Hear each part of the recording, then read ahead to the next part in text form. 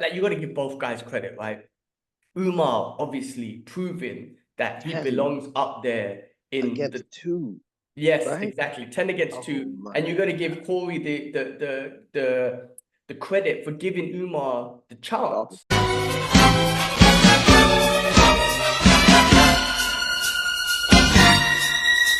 Round one, fight! What's happening, people? Welcome back to the Brothers Geek Out channel. It's another episode of Fight Talk. Two brothers about to geek out about some fights, man. And we had UFC Abu Dhabi, Umar Nurmagomedov versus Cory Sandhagen. A wicked, amazing, important fight in the, what was it, the flyweight division? That's right. Man, we'll get into the fights because we're going to definitely geek out about this as always, and the whole card. We'll talk about the main card and some of the card fights on the prelims and some exciting things. The bantamweight division, right? It's the bantamweight division. Yeah. Bantamweight, yeah, Yeah, yeah. bantamweight. So we're gonna geek out about that division because that division is fun. It's It's fun ma- and it's even more fun.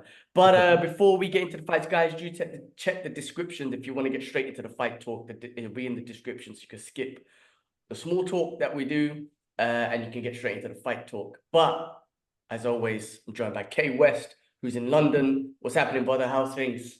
Yo, man.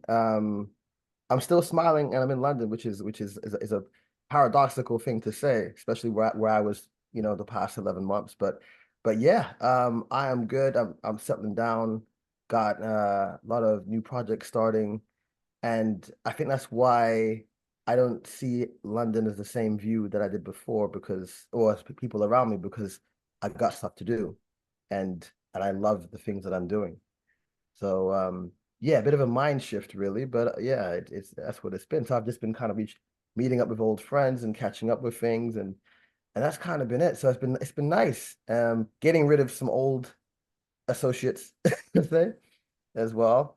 Um, you know how it goes, man. I in with the old, out with the no, wait, out with the old, in with the new. Yeah, that's it. What about yourself, man?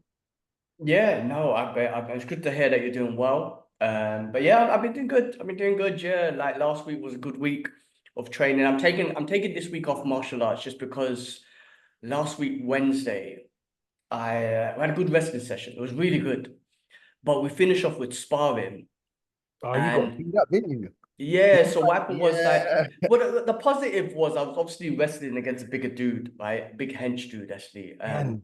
But the positives was I was able to pin him. Like out of 10 times, I pinned him 9 times, right? So Okay. I basically he was strong enough to push me away and stuff my takedowns, but he didn't have the technical ability to scramble and get the pin. See what I'm saying? So he would Ah, kind of force me down with strength, but he didn't have the technical ability he to couldn't position and get the finish pin. that. So Right.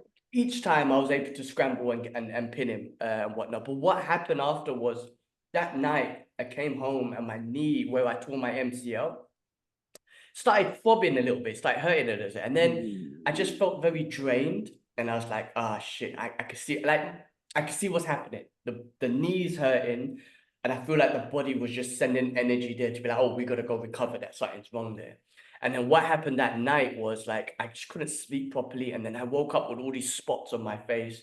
And I woke up and I was like, damn, my immune system dropped. Like, and I don't know the science, but I think my immune system dropped because it sensed danger at the knee. Like we need to go fix that. What's happening down there, and it just sent energy there. I'm talking some medical bullshit here with you or whatnot, but I feel like the blood just went down to the knee to be Awesome. like, let's recover it. So I was like, It's cool. just Look, I'm not like I was able to walk. It was just like a little bit throbbing, a little bit of pain.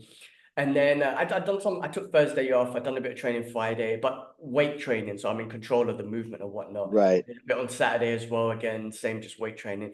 But then yesterday night, I was like touching my knee, and I was like, "There's a little bit of pain there." I was like, "You know what, G? Just take the week off martial arts.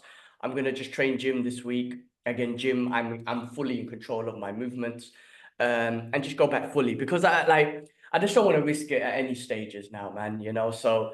It was a good week of training. I'm glad I got it all done. Hard sparring, even on Monday we done hard jiu-jitsu sparring because we're like that coach specifically just does like a little bit of warm up, and it's like, let's just spar for an hour. And then, and then even on Tuesday's MMA class, that had some grappling and stuff involved. So I think just overall it was just a big toll on my knee and my joints and whatnot. So I was like, you know, this week I'll just stick to the gym, take a week off martial arts, and then get back into it next week and whatnot. So Is it swollen? It's not swollen now. It was a little bit swollen on the Wednesday. Now, Okay. if I just kind of touch it or rub it, there's a little bit of pain where I'm Okay. like, all right, take that. Just chill. I'm a chill. Whereabouts on the knee is it? Right Is it where my above the MCL patella? is. So, Okay. I But don't behind the think... knee. The pain's behind the knee kind of thing? No, it's on the No? side. On the It's side on the of the side. knee. Mm. Okay, so it's the medial. I mean, as far as I know, I tore my MCL, and that's where the same pain is. So if that's you know, So like inside of the knee? inside, yeah. If you Inside. yeah. Yeah. Okay. So then what, like when you bend your knee, like flexion, any pain? No. I'm not on that level. That's what I'm saying. So that's why it's Okay. good. But what about if you like, say if my leg is here, right? If I hold my ankle and try to twist away, do you feel any pain if you twist your knee? Can you hold your no? There's It's nothing. not So that there's no bad. Yeah. medial. No. Okay. No, it's not that bad. That's how it was. Okay. All that pain Yeah. was when I first tore it, and that was Sure. the worst. That's why I wanted to know. I never forget Okay. when the doctor was like, or the physio was checking it, and I had to tap. Well, I didn't know what else to do but tap. That's what I was telling him. But yeah, Stop it. I'm not on that. No, I'm not on that. It's just when I touch it, when I rub the knee, there's pain. And yesterday when I sat on the sofa, like with my knee kind of bent, I was like, oh, I felt the pain. Soft pain. But that just told me like, gee, just take the week off martial, just do gym this week. Yoga? Yeah, I done my yoga in the morning. I Done your done that in the yoga. morning. Yeah. Okay. So, and I got my Airdyne bike downstairs, so I done a bit of sprints this morning as well.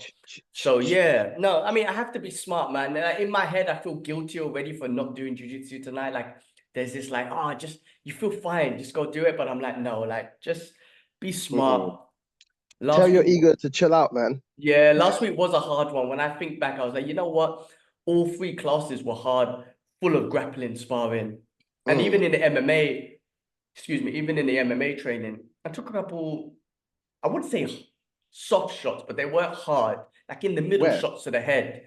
And I was like, yeah, because we were drilling some techniques, and I was like, I didn't like that. I didn't really like the way. Swim this week, man. Swim. Yeah, so go and swim. I'm a do that. I got a massage booked on Wednesday, so I'm actually getting them to You're focus going on... for a massage? Yeah. I know, Jehovah. Wow. Finally. Well, I got this app because massages are double the prices of what I used to pay in Singapore and Hong Kong, right? But I got this app called Entertainer, which gives me 50% off. I know. That matters not. But can you take your money with you when you die, son? Yeah, but what I'm saying, so I got this app where you get 50% off discount and whatnot. So buy one, get one free. So I just kind of use that. But I'm again to focus on, because I've got this golfer's elbow that hasn't been going for 3 months now, bro. So I'm gonna get them to focus on this a bit. Yeah. You mentioned about that. So that's been annoying, really, this golfer's elbow. I don't know why it doesn't go. What have you tried? I did what I did before, which helped with my golf and my elbow when I first remember when I had it for like over a year, which is a lot of hanging. No, I had like dead hangs and yeah.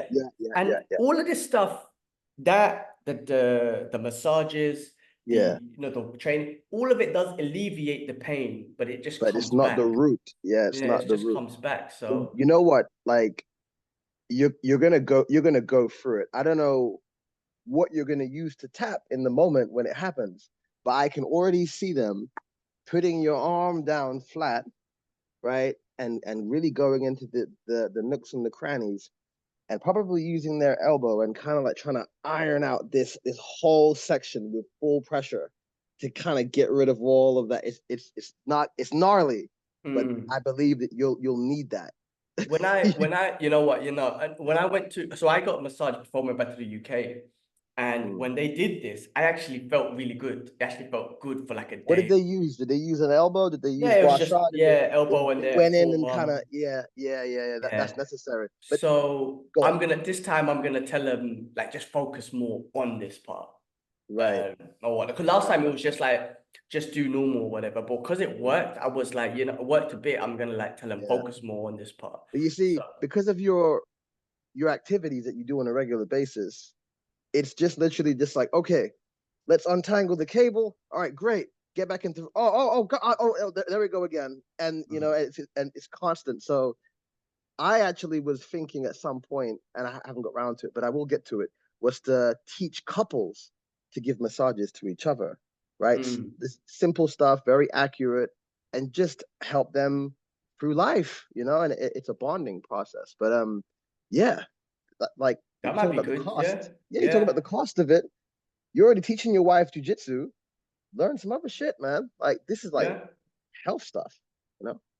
Yeah, definitely. I mean, that's a good idea. I mean, that could definitely be, especially for like, if you think about everyday, forget it. I mean, you got athletes from one perspective, but if you think about everyday nicks Yeah. and whatever that people get, and Office you, syndrome and yeah, whatnot. all that stuff, you could just be like, all right, cool. This is what everyday Yeah. sort of people go through, like when they type and they get stuff. You're like, all right, well, this is what you could do as a couple to alleviate that pain, Right. or whatnot. I mean, Yeah, they're all over the internet anyway, but it's like a specific kind of class of people to do this. Like, okay, get them together and demonstrate it live, because it can really help people out and definitely.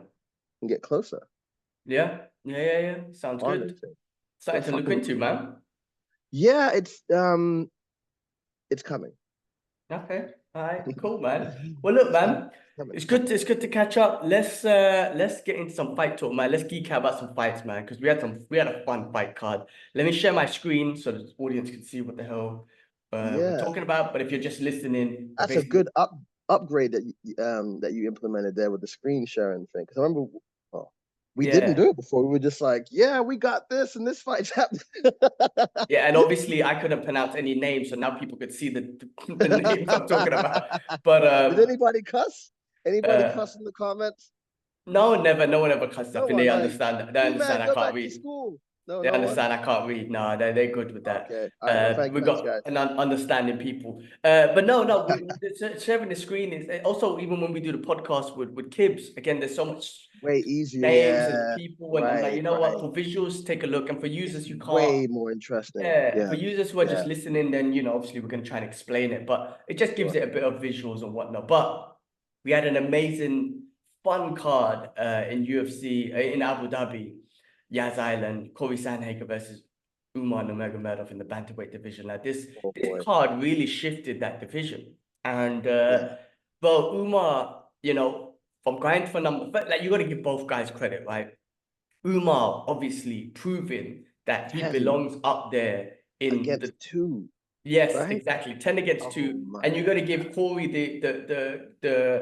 the credit for giving Umar the chance opportunity. because because even though the fight got cancelled, he could have moved on right before Could the have fight got moved cancelled on. because Umar had an injury. He could have Sure. moved on, but I Sure. think Corey's that intelligent and is that aware of Umar, where he was like, I might as well fight him now anyway, because I'm gonna have to fight him in the future. Like he was so aware of Umar's abilities that he Mm, probably, in Corey's head, he probably like, number 10, that's silly. I know this guy's in the top 5 easy. I know this guy could be a champion easy. So let me fight him now.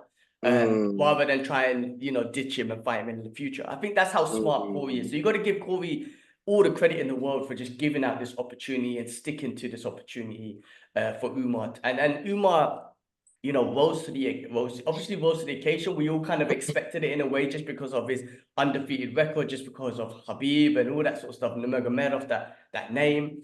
But man, the fight was awesome. Like it was such a technical fight. Like you couldn't say it was completely dominant or nothing because it was a very technical fight. And what I loved about it was like the scramble and the technicality from like Cory to defend the takedowns and not allow Umar to get any dominant position was amazing. And then Yeah. for Umar to recognize that I'm actually doing pretty good on the striking. So in fact, I'm gonna keep it striking and then go for takedowns. Like he said it himself, like I'm gonna go set up safer takedowns rather than try and shoot for them constantly. So the fight was that interesting that I think he adjusted mid-fight to be like, okay, I can get the takedown, but I can't secure dominant position because of how good Cory's takedown defense is. But my striking is actually not too bad. And I don't know if Cory, I don't know what that is. I don't know if Cory hesitated because of the grappling, but I don't think so because Cory's that good. I just think, you know, Umar's striking is just, it's just really good. Like to you know, against, especially against someone against Cory. Cory's bigger, he's longer. It was just it was just a great performance, man, by both of them, honestly, but just a great performance, man. I really enjoyed the fight. Sat there like, you know, one of those fights that you're glued on. I was just proper glued on the screen. It was a proper amazing fight. What was your thoughts, man? Pretty much same as you, man. It was Umar, he's fast, man. So fast, right?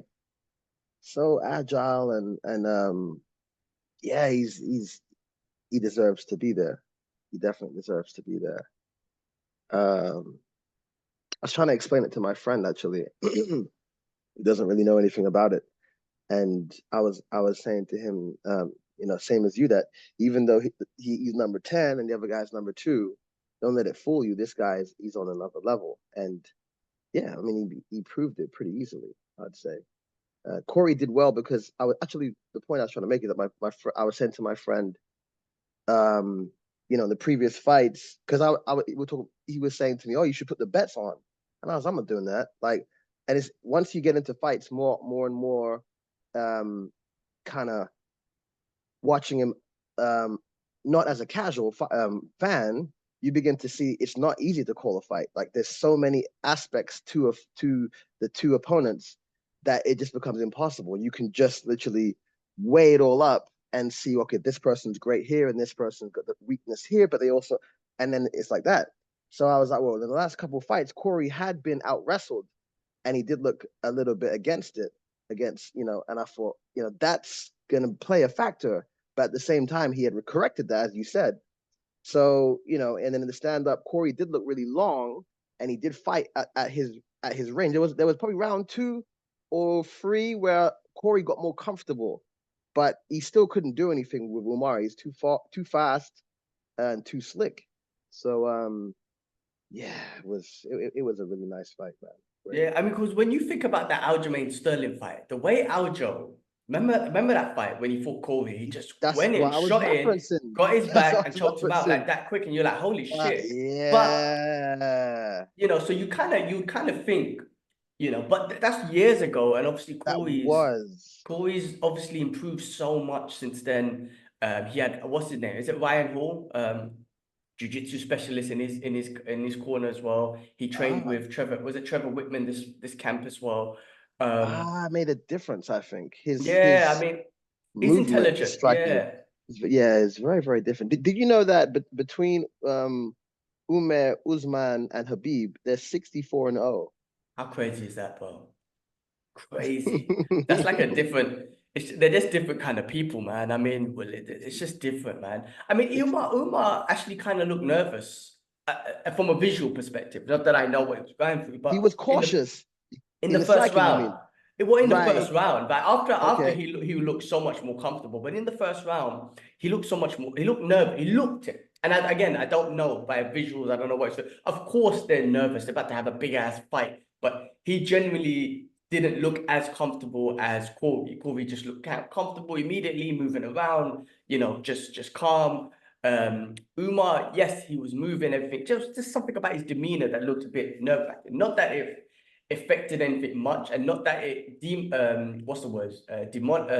demolished him or whatnot when he couldn't get the takedown or secure a takedown in the first round. Right. So it's not like it demotivated him or anything like Sure. that. So he overcame, and I think also what's amazing about what's shown in this fight by Umar is he's got that. I think he's got that championship mentality. Like he went first five round fight when he couldn't take Cory Sandhagen down. It didn't again demotivate him to be like, oh shit, what do I do? He didn't panic. He adjusted. Round 4 and 5, he looked great. You know, in the corner work, you know, I was just listening to Josh Thompson talk about it, and he goes, one of the amazing things was, I think it was like round 3 or something like that, just before they're going into championship round, you got Habib in front of him giving him instructions, right? Specific instructions, and you just got Javier Mendes just whispering in his ear. It's like, this is why you're a champion. This is why you do all the training. If you wanted to find out how it is to be a champion, this is the type of fight. And like just putting that in his head, and I was like, this is amazing psychologically, man. And he showed that. He showed that he is championship worthy, not just from a skill set and whatnot, from a cardio perspective, from high pressure perspective. You know, if the game plan's not working, he adjusted with the number 2 guy. You know what I mean? Like one of the number 2 guy out of all the people. Just man, exciting. I remember there was a part where one of them said, "You can do more." Do you remember that? Yeah, I think Like you've got more to give. You've got more to yeah. give. Right. I remember him saying that. And I think I don't know if I mean you kind of referenced it, but people need to forget that the name Nurmagomedov is just a wrestling heavy set of fighter, because you mentioned about he didn't get the takedown and he didn't buckle, but that's not all he has. So I mean, of course, this fight he didn't knock him out, and it was quite even per se, stand up. But that, like Islam, there's much more to him standing than there is just grappling. So I think eventually he's gonna have to have some more firefights, and people will kind of see that, okay, just because I'm from this camp doesn't mean that I'm a default wrestler like my cousin. No, I can't wait for that to happen, for people to also see the difference between him and Habib. And Islam's finally got it now after knocking the fuck out of Volkanovski. But it's taken a little bit of time for people to kind of break out of that shadow. Like, oh, he's a Nurmagomedov. Okay, he's a grappler. No, he's a whole nother guy. Yeah, I think for us, because we've been following these guys, we see it as a casual, and because Habib, he's got a broad reach to the casuals, right? Sure. They would just be like, oh yeah, Nurmagomedov, right? oh okay, yes, he's a wrestler, Yeah. But we've been following Umar, Usman, Islam, all of them guys, and we understand that actually there's more to them guys. There's more Really, to if you them. look at an overall fight perspective, like overall fight, if it's a video game, the stats, they're all higher in everything than Habib. Habib's one is probably like wrestling 100% and everything else lower. Well, with them, averagely, they're much higher. Like they're more complete. Yeah. Not saying, Yeah. so, That's what it is. but Habib's wrestling was just so dominant, and not just dominant, it was just relentless. It's like you defend one, I'm coming 10 times. Can you defend it 10 times? That's the difference between Habib and everyone else. It was that chain wrestling, and it was non-stop until you're taken down. Unless you can defend 100 of them, that was Habib's game, right?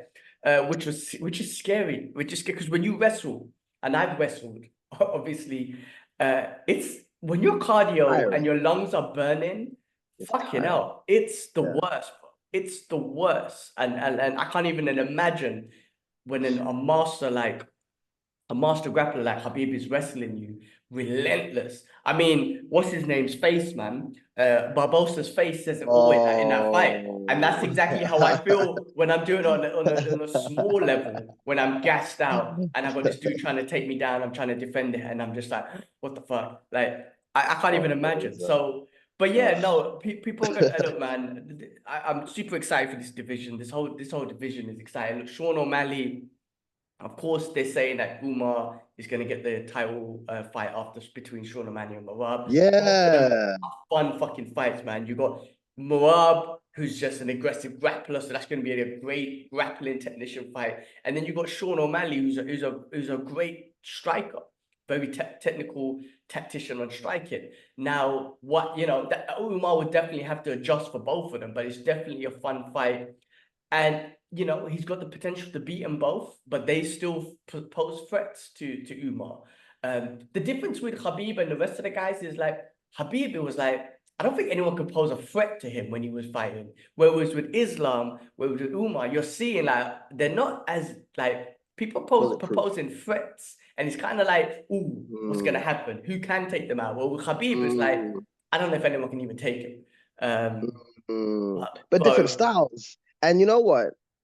You can't sleep on Manny's wrestling either, or his ground game. You know, he's not like Anthony Pettis or, you know, I don't know, like MVP, where they have all the flash standing, and when it comes to the ground, there's nothing there. Like he actually does have some school of knowledge on the ground. So I mean, even Merab, I don't know what's going to happen there. We're all bated breath in that situation. But you know, even if he does take him down, and he probably will do, I don't think it's going to be a complete wash like we think or like people believe. So, but yeah, I mean, we'll see what happens. At the same time, Merab has no striking per se. Striking is not great. Yeah. And we saw what happened with Aljamain with, you know, average striking, great wrestling pedigree, or rush in, counter, boom. Yeah. So yeah. I think with Merab, okay, based on what you're saying with Sean O'Malley, obviously he's training wrestling and jiu-jitsu forever, but because of this Merab fight, he's probably intensifying that. So if say for example he wins, he's already got a head start in his wrestling training, or intensifying his wrestling training against the Umar. You know what I'm saying? So yeah, it's like you have he's to already get training them down. You have to and the thing is, okay, we haven't seen enough of Umar's striking yet to see what he can do to, you know, to impose his will standing, to open up takedowns. We haven't seen it just yet, but we know he's overall like well-rounded. I kind of feel like this fight we saw it, man. I feel like we did. Like it wasn't as devastating because of Cory, and obviously Sean is I would say a better, more tactical striker. And he's longer, way longer too. Definitely. So, but I did see. I think in this fight, if there's anything you take away from Umar, is his striking ability. That's what I think. Definitely great.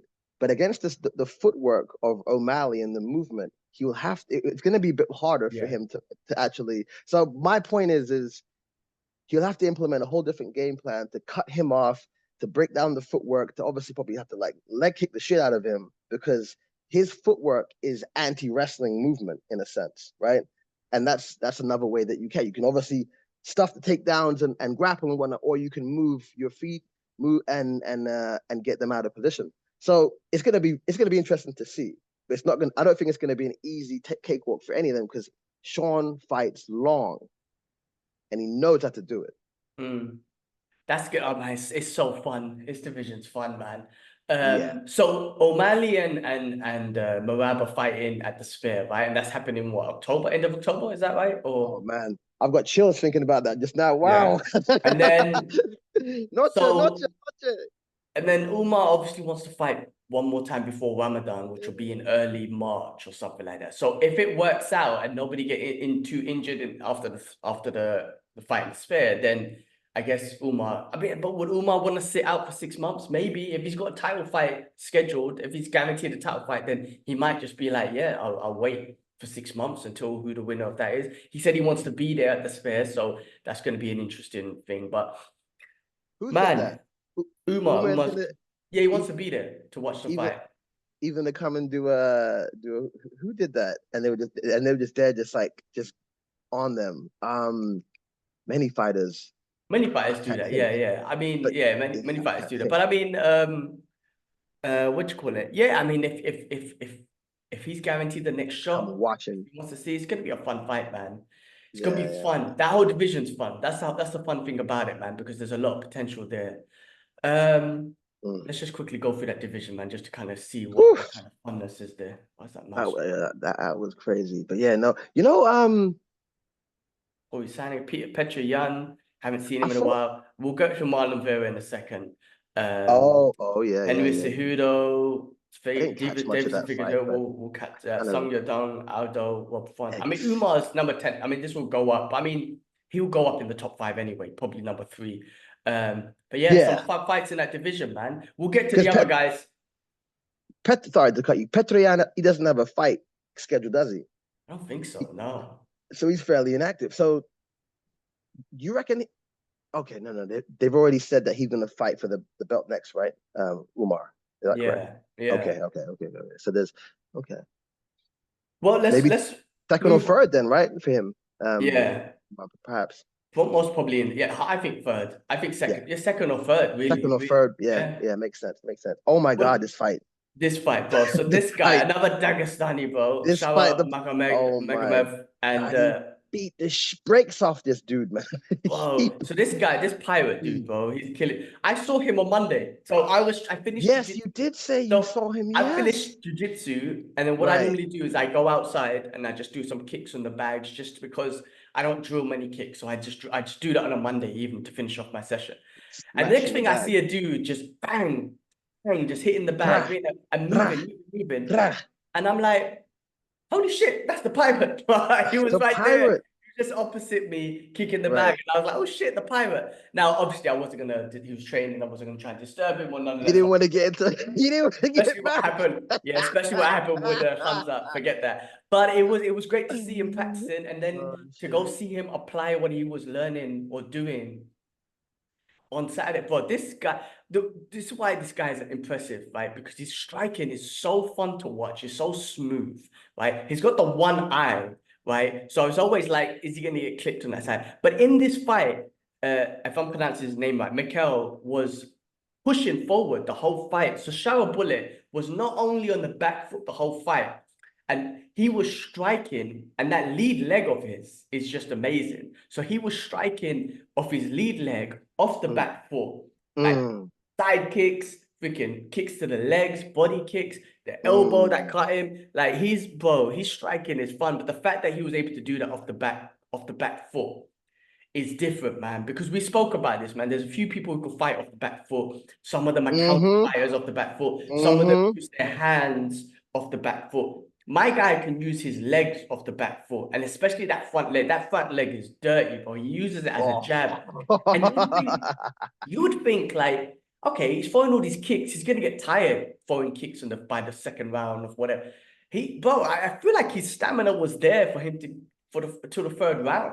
Like, yes, he got taken down, but he always says, yeah, take me down and I'll show you I can do it. And what I saw him doing, when someone takes him down, he pushes their heads up a little bit and just smashes elbows into them. So they're trying to like, get posture. They're trying to keep their head on his chest. He just lifts their heads up and just smashes a short elbow.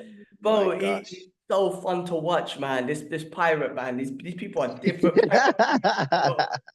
And I heard the commentator, did you hear the commentator say that he literally, because this was a short turnaround fight for him, because the Nick Diaz one, remember the Nick Diaz fight didn't happen, so they got Shower Bullet on.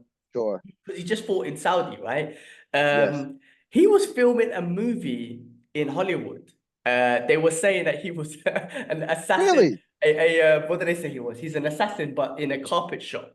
So obviously, they didn't want to say it, but I'll say it, bro. He's obviously like supposed to be like an Arab assassin type of dude or whatnot when you say carpet shop.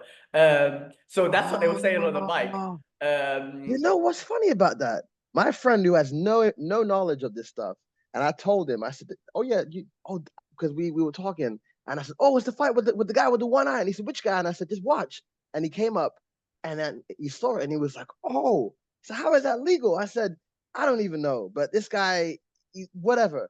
And then he said, yo, and then when we watched the fight, he said, he's like a hitman. I was like, what do you mean? He said, oh, I swear he's like a hitman from, some kind of government official or some kind of secret hitman. And then you mentioned this movie, some assassin movie.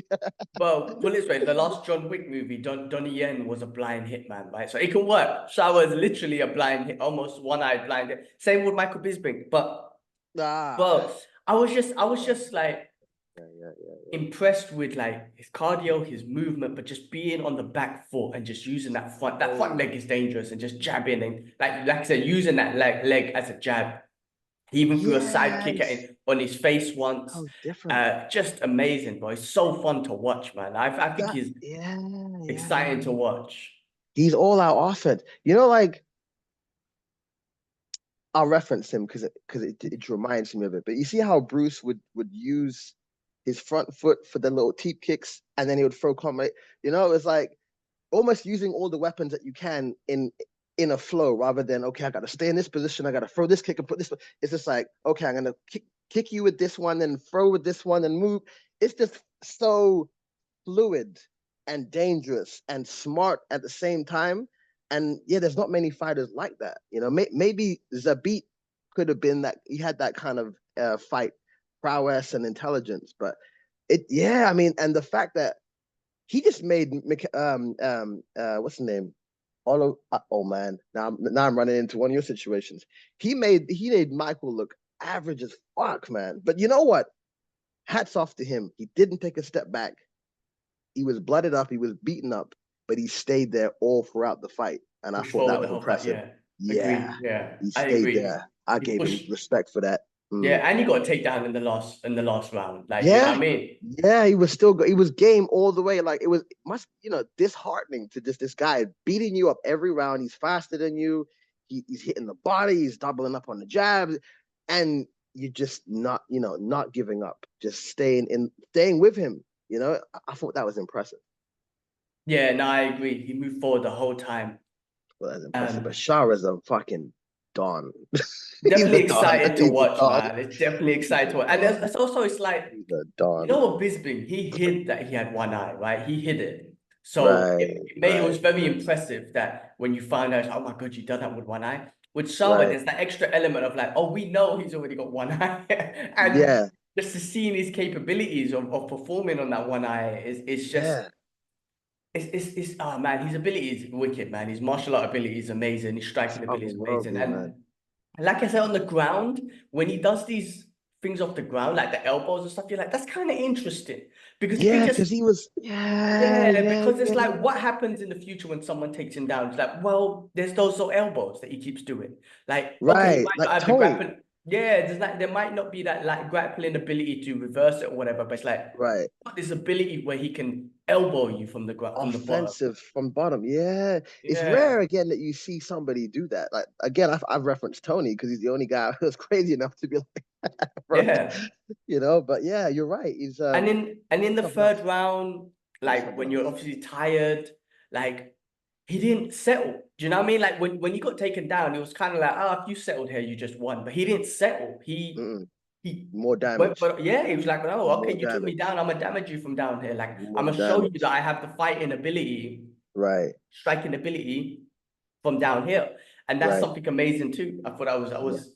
He's definitely an exciting guy to watch, man. I'm super excited Whoosh. about that. And not to mention, he speaks pretty good English too, which is great, because then he Yeah. can, for the broader fans as well, to kind of, get to endear to him. So yeah, brilliant, man. I think I Yeah, can't wait to see more. definitely practicing his English, man, which is awesome. Yeah, Let's great, move back. Let's move back into the incredible guy. Mm. bantamweight division, which we spoke about earlier. Like this whole division got shifted, man. Marlon Vera, number 4 versus Davison Figueiredo, who came Quick up turnaround, huh? and who looks good. Yeah, I mean, he Quick looks turnaround. good at this division. Obviously, he won this fight. He looked great.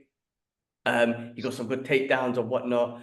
Marlon Vera normally starts slow. He's known for that, starting slow. I did think like he started a bit faster, but he still was kind of hesitant, still kind of slow. When I say slow, starting slow and whatnot. Yeah. But Figueiredo, like man, he really it looks like he's shining better in this division, man. I feel like compared to, I mean, I know in the flyweight division he was two-time champ. He just looks more vitalized in this division. And he would. Yeah, He's not like having to, shit out every last bit of last week's food to make weight. exactly.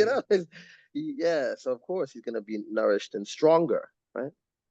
Yeah, exactly. And I mean, look, look, this is interesting, man, because he was number 6, Marlon Vera's number 4. Maybe they switch, right? He becomes number 4 and whatnot.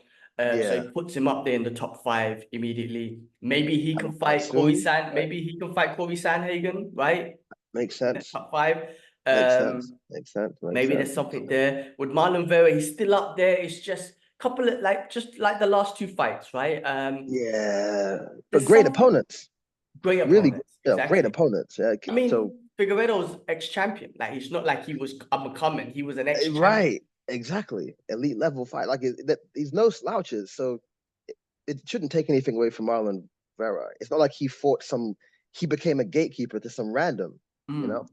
So No, exactly, tough exactly. guys, man. I'm Tough fight. just trying to think like, I mean, I guess it's just maybe the pressure. Maybe Marlon's just a lot more chilled early on and doesn't set his pace immediately, which is what maybe might get the better of him, especially as rounds go on. And if he was to find a way to find his pace almost immediately and set his pace from the beginning, that might put pressure on, because I feel like what do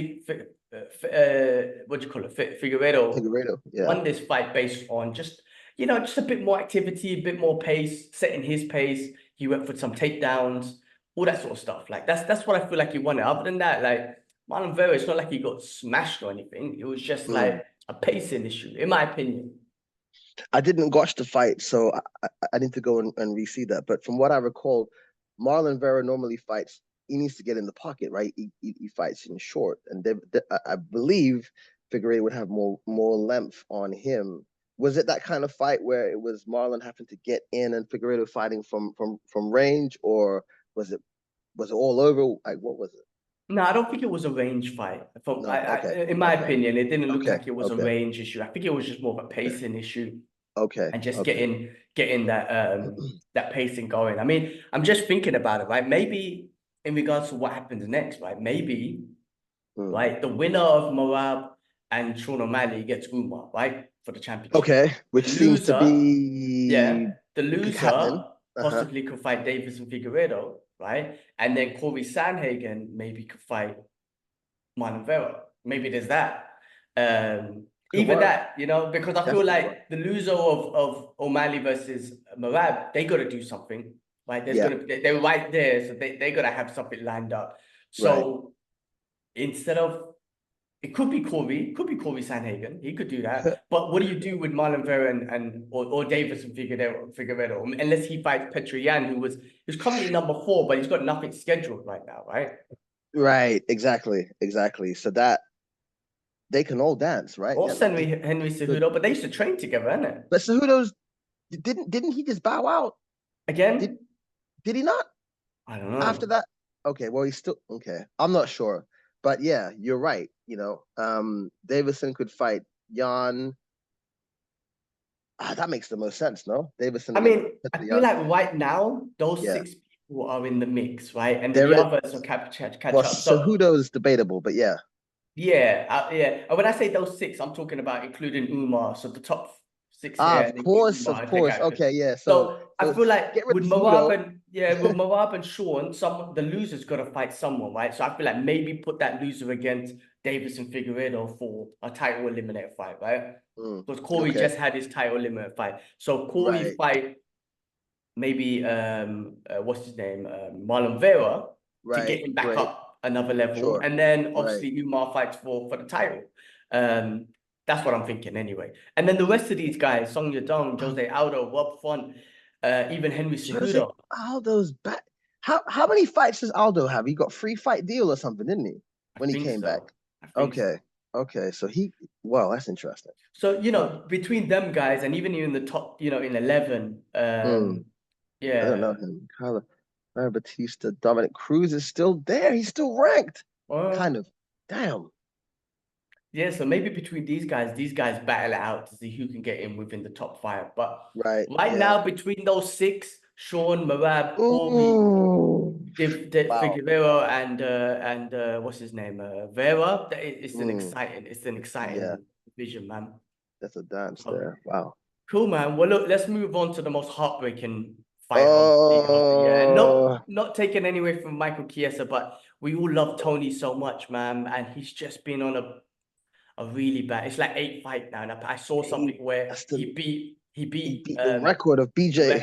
Yeah, BJ was 7. Now he's 8. Especially considering someone as great as Tony. Like it's so tough to see that, and it's one of those clear examples of like, just let it go. He should have let it go a while back, and it just and he even said it, like he put one glove down. He goes, I don't want to retire. I still got more in me, but I don't want to do it elsewhere outside the UFC. So maybe it's a case where UFC tell him, his loved ones tell him, like, enough is enough, man. You don't need to do this anymore. But it's hard, man, because Chiesa was awesome, bro. If you saw did you watch the fight? The finish was, bro, The It finish was a was minute, right?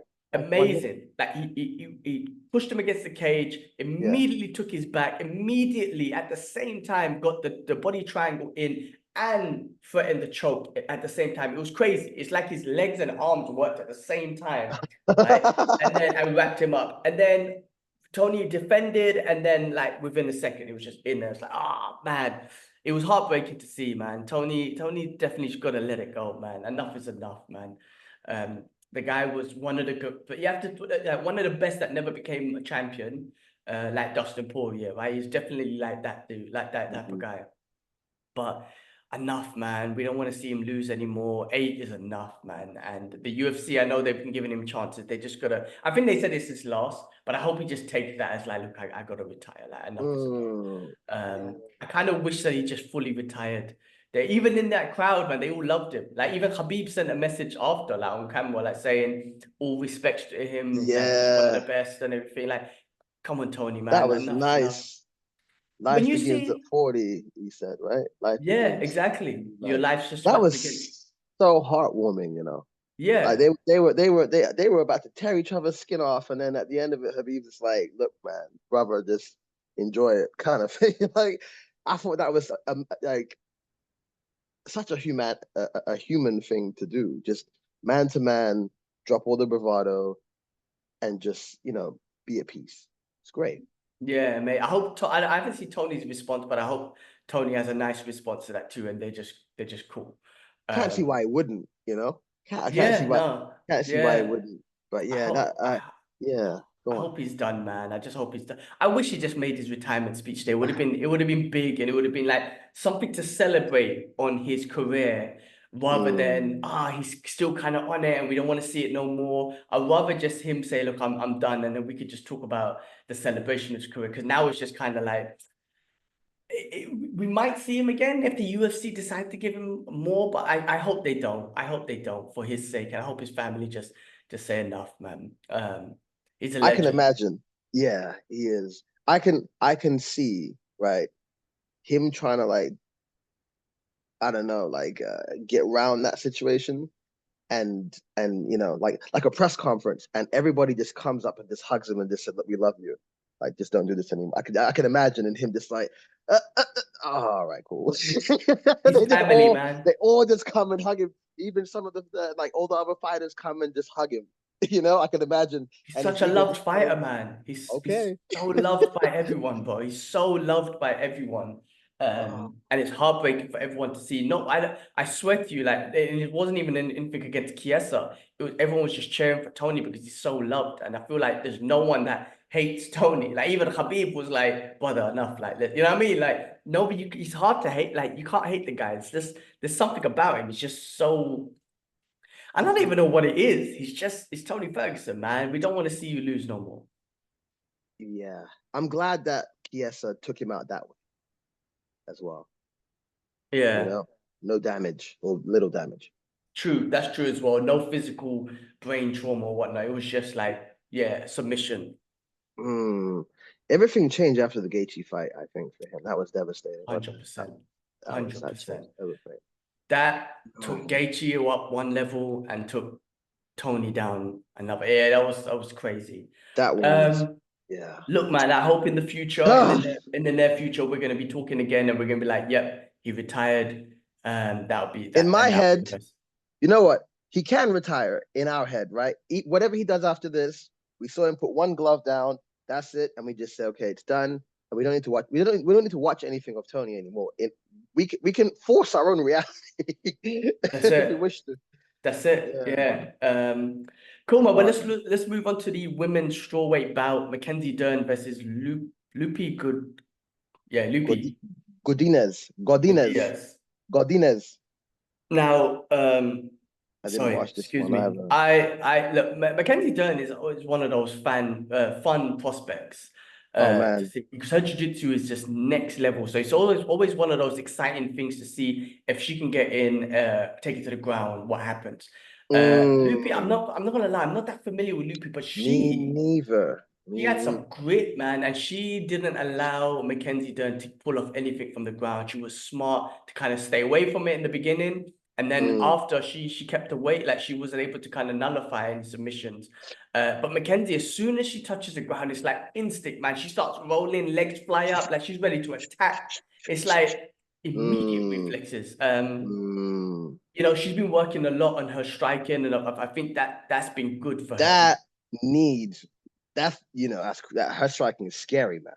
Because I think she's not afraid to get hit in the sense that she just moves forward. So obviously her striking ability is growing. She's definitely getting more technical. Obviously, she needs to work on getting more technical with it.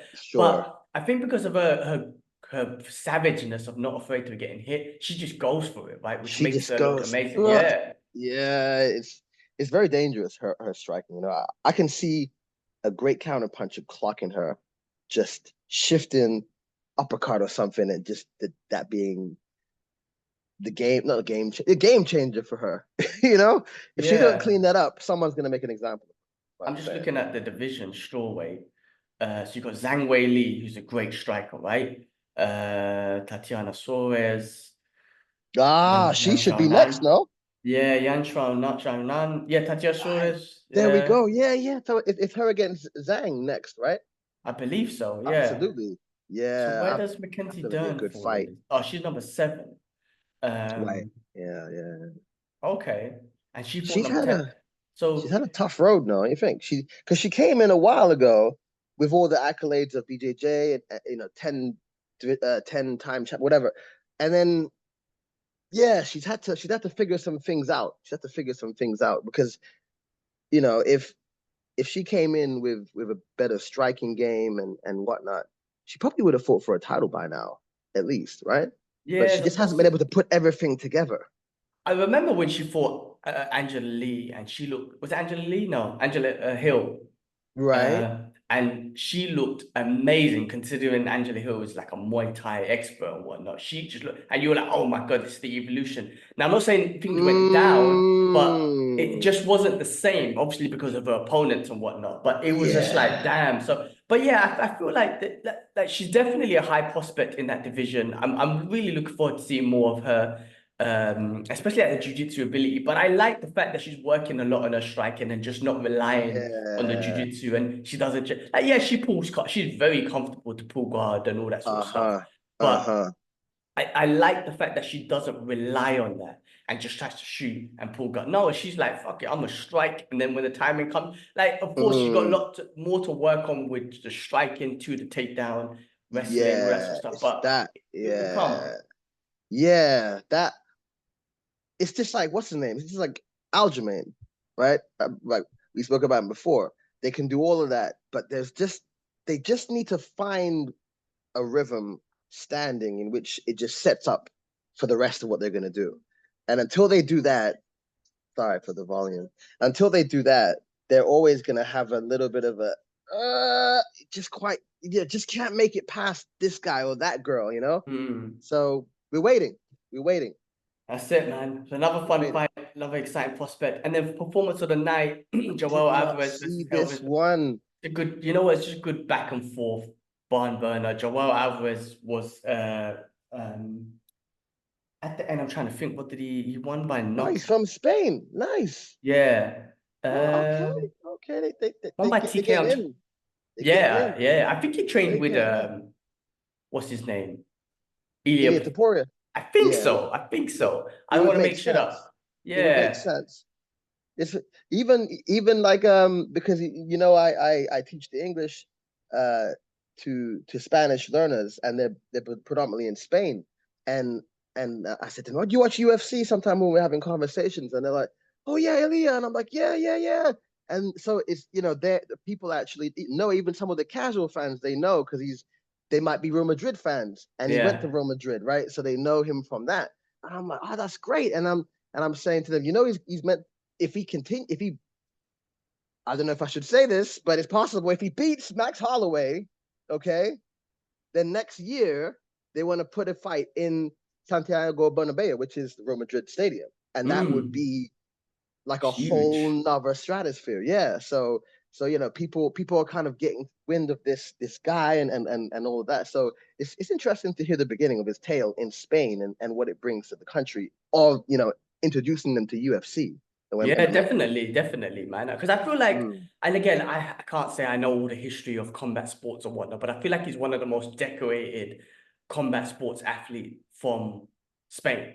You know, Seems that way. you Seems know what I that way. mean? All the, Yeah, seems that anything way. else that I know from Spain in regards to sports is always going to be football, but I don't know much sports anyway, so I don't know the history and stuff. But Tennis, I mean, Nadal, Rafael Nadal. I mean, he's, I've heard that he's name. I don't know tennis though. okay. Well, you know Federer?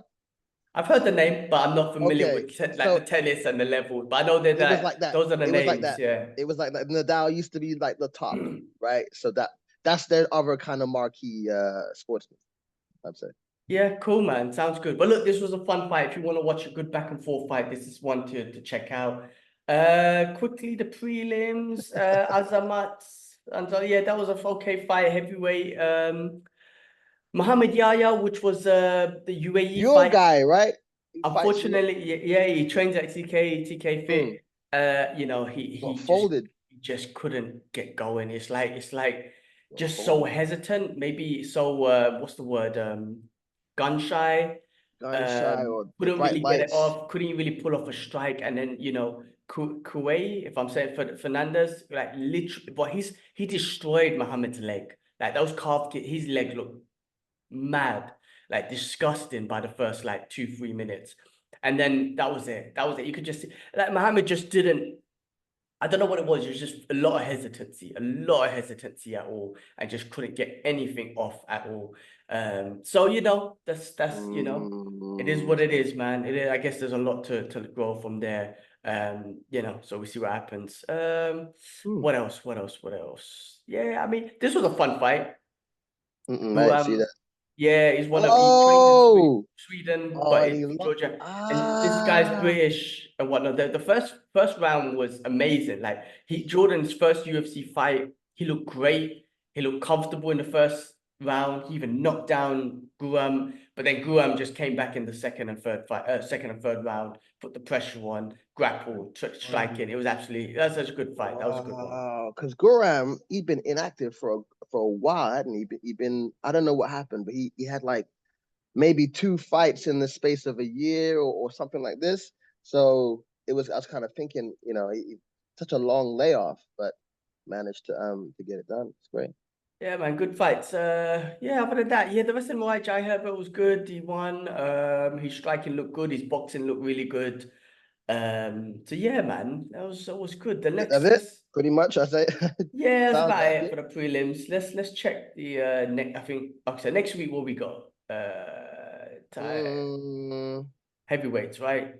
mm, Tabua versus Sergey Spavik, number 8 and 9 at heavyweight. okay, Who else is on this well, card? that's happening. When is this happening? This is happening next week on the 11th. So that's next week's card. So a little filler card, not in a bad Okay. way. I don't want to call it a filler card in a bad way. Who else is on this card that I might be familiar with?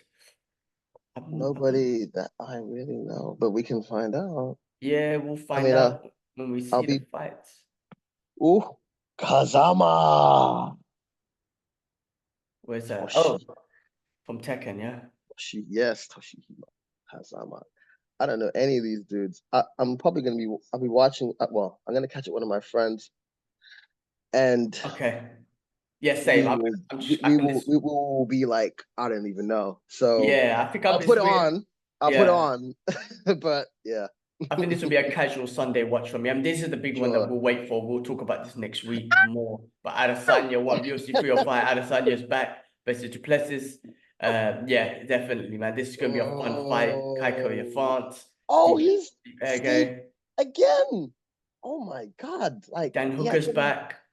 Hold on. Oh, it's in Perth. Okay, makes sense why he's so far off the Yeah, card. Ursik makes sense. yeah, exactly. You got Right. Dan Hooker's back. Oh, Kaito Bielsa versus oh yes. Rosenstrike. There's no Rosenstrick. Ling Jungliang. Wow, Yeah, long time. yeah. So that's a fun one. We'll break this one Okay, down that's a fun. next That's a week. fun Give our one. thoughts on this one next week. Let's just quickly finish off with see if there's any MMA news that's worth talking about. I'm on MMAnews.com, so let's see what they got here, man. I think it's just going to be reactions of yesterday's fights, I guess. But Most likely. Muay Thai fighting nails, Rolling Thunder. What is going on? I didn't watch the boxing. Terrence Crawford, sorry. Okay, well, I won't even get into that then. No point. Khabib, Did you see Connor? He came out at BKF. What was that about? What was that about? I heard he got a bit of backlash as well. I don't know what the backlash was for, but he came into the ring and he was talking a whole lot of mess and he was drinking some beer or something. I think he threw the beer down like Stone Cold Steve Austin. I think so, but I'm not sure. And I don't know. He like he seemed like a fight promoter. You know, that's what he seemed like, and everybody was speculating, he's not going to fight anymore. He's done, and so on. You know how the media is. They're just going to take a story and run with it. But he didn't look like he was in fight ready shape. I'll tell you that. I'll tell you that. I think for us who loves watching the fights, yeah, like of course when Conor comes back, we're gonna watch it. We're excited. It's a fun spectacle, but we don't really need him. Whereas casuals who, except Conor McGregor fans and just general casuals, they need him to come back to the UFC, or you know what I mean. But to watch the fights and to be excited. For us, we're like, all right, cool. But if he comes back, it'd be amazing. If he don't, then it is. We got other fighters that we're excited about. So it is what it is. I've heard like more about Muhammad Bakayev, or like he released a video where the video kind of said like the PFL. that was jokes. That's what I was Yeah. pointing at because they told. Go on. No, what was that? What was you saying? So obviously Dana said, "Oh, the PFL is going to get this undefeated guy, right?" And okay, we're thinking, okay, well, that's the next step for him. And then the PFL came out and said, like, acting like they didn't know him. Did you hear that? Like, Oh yeah. Right. And then I heard that. I heard that. Trouble. Yeah, that's it. That's what I heard. That they said that we know that he's trouble, so we don't want right. But then Muhammad said, which is probably what you know. Well, what I saw that he was trying to plead with Dana White. He said he'll fight for free on the next one. Oh, okay. Oh, what was you talking about? Okay, so the other thing that, again, this is all speculation, but according to Bakayev, he said, "Oh, of course you're gonna say that you're not interested because you offered me some deals and I turned them down." Oh, I see. Okay. So I don't know about that part. I just saw a video where it basically said that he was basically talking about the situation with Kate, and then what he was trying to plead with the UFC, kind of just saying like, I made a mistake. Right. I'm willing to face the consequences, and he said something about he's willing to fight for free on the next year. So basically, he's trying to get back into the UFC. But I think that it's more than like. It's his behavior, right, which they didn't appreciate. So that's what it is. I think they were just like, I can't bother with that. So I don't know. That one's an interesting one. We'll wait and see, I guess. I mean, I don't know. You gotta stay humble in them moments, man, and check yourself, isn't it? Like you're a great fighter and whatnot, but you're still an employee. Actually, no, you're a contractor. You know? So yeah, you still have to watch yourself, even if you have a great stock, isn't it? Yeah, definitely, man. Let me stop sharing my screen, man. Cool, that's all the news I could see. Was there anything else Nothing. you know of? All right, well, look, man, fun fights. It was I love these sort of fight nights where it's like that felt like a UFC main event card. It was juicy. You know what I mean? So I know juicy. this week's one we were just commenting saying I'm not familiar with it, but we'll watch it and we'll get familiar with some of the fighters that comes on for the next week. But it's fun when there is one, and the new Abu Dhabi card that's coming in October. That's a big one, bro. Dana White Bring that up. Bring that up now. Let's share my screen. Let's go find that. That needs to be talked about. Forget about doing it next week. That's right now. That's so let's are you thinking of turning up? Perhaps? Nah, I don't. You know what it is? I'll be honest with you. The reason why I don't is not worth the money, is it? It's that's a tough one. The money. So it's comfortable to watch at home, and yeah, it is expensive. How do I? I mean, like everyone listening. Here we go. Any of you who's ever gone to a UFC fight, of course, the atmosphere, the lights, and all of the show is incredible to be a part of it. But unless you want to spend like maybe 2 salaries worth, to possibly, I don't know, like maybe get some blood split on you, or to not even really see and spend time watching a screen because the view is better than where you're seated, by all means. Yeah, well, I've been to a few in London, and they were, and even Singapore, and yes, the atmosphere is the best. It is the best. But I got the comfortability of watching it from home on my sofa, Yeah, you enjoy get all it. the angles, you get everything. Yeah. So You get I like everything. listening to the commentary as well. I enjoy the commentary with the fights. But look, this fight, bro, they're killing it in Abu Dhabi. Abu Dhabi is definitely, and I know during COVID it grew so much, but I feel like Abu Yeah. Dhabi is one of those regions where they get some of the best fights, right? They don't just mess around, right? And put on, normal fight nights and whatnot. You got Ilia Topuria versus Max Holloway, which is an Oh, amazing fight, bro. It's an amazing fight at the was it featherweight division. Holloway coming alhamdulillah. off, bro. Holloway coming off that Gaethje fight to do this. I mean, just Oh, and Topuria what, just right like, now? Right now? Yes, let's bro. fucking go. Topuria doing what he did to Volkanovski is definitely a threat. And Holloway has to be aware of that. But Holloway is a great boxer too. Topuria is a great boxer. This could be a great striking battle. If Holloway, you know how Holloway does it, man. If he gets his range, if he gets his, his foot in and whatnot, he could definitely just keep Topuria at bay and just outbox him. But Topuria's got that power as well and great boxing. So, bro, it's a fun fight, man. Cyril Gane versus Alexander Volkov. Freaking, they're trying Robert Whittaker versus Hamza again. They're gonna try this fight again. I ain't too Shout fussed outs about to him you know either. what? Shout outs to Robert Whittaker, man. What a fucking beast! To take that last fight, finish that, and be like, all right, I'll take Hamza again. Like Love rather Whittaker. than ignoring him, rather than skipping Love him, like, Whittaker. all right, I'll do it again. Because I think Robert's very confident that he could take out Hamza. And then you got Alkalaev versus I can't say his What? name, Rakic. Alexander Rakic. Yeah. What does that mean for him versus Pereira? That's done, right? It's not happening, obviously. No, obviously not. I guess. So what does that mean then? Pereira Yeah. versus who? Because he's still ready. He didn't hit no damage. Yeah, maybe he's just taking time off. Maybe he's like, you take some time off. I wonder. If Ankalaev wins this one, Yeah. he gets the next one. So maybe because Perez just fought very last minute for the last 3-4 fights or something, right? So it's kind of like take some time off. Sure. Let that division build again a bit, Yeah. and that's this fight, So and maybe before the end of before Ramadan, if Ankalaev wins this, then he could do Pereira. Because Pereira, at the end of the day, he deserves a rest, even though he doesn't want to, but he deserves a rest. Absolutely. We're now seeing the new face of the UFC, which is Pereira. He is the hero. He saved that card. He's knocking motherfuckers out. He's near enough pound for pound, definitely. Because it's not about all this other mess. It's, can I take my style, my meat and potatoes, all through different divisions and beat you with it? And so far, he's proven that, and he's willing to go up to heavyweight. So I think what he's doing is definitely like it's like, what's the word I'm looking for? Fucking definitely built unprecedented.